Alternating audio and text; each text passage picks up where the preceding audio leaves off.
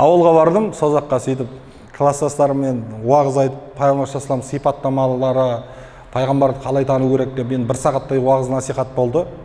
Сөйтіп Мысырда оқып жүрген кезім, келіп үйленіп қайтатын кезім ғой. Сөйтіп келіп ұйықтаптым, сон түсімде пайғамбарымыз саллаллаху алейхи жаңағы сол неде жүр екен, сол араб мемлекеттерінде бір топ адам тұр екен, бір 40 шақты адам.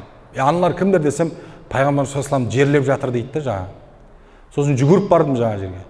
Сөйтсем 40 шақты адамның ортасынан бүйтіп бұзып жарып кіріп барсам, пайғамбар саллаллаху алейхи көлденең жатыр.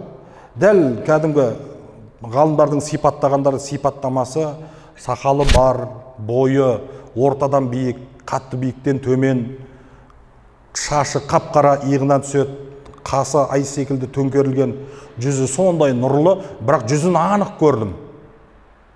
Сондай нұрлы, сосын еңкейіп қарап тұрдым да, аяқ жағынан бастап жауып жатыр екен пайғамбар саллаллаху алейхи. Сосын көкірегінің тұсына келіп қалды. Мен айтам, тоқтаңдар, тоқтаңдар.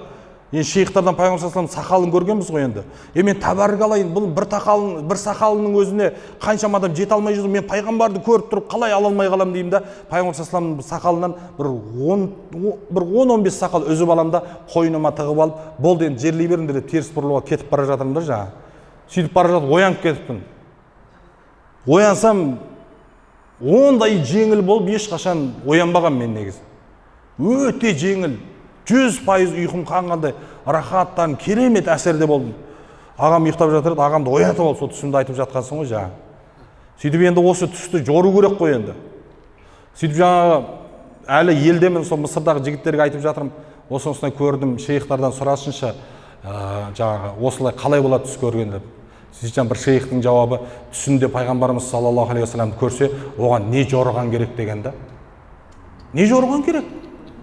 Пайғамбар саллаллаху алейхи айтады, мені түсімде кім көрсе, шайтан менің кейпімнен алмайды, ол менің өзімді көріпті дейді. Ол бушро ғой дегенде, ол сүйінші деген.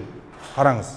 Сондықтан иншалла Аллах тағала баршамыздың түсімізде пайғамбарымыз саллаллаху алейхи вассалам көруімізді нәсіп етсін иншалла.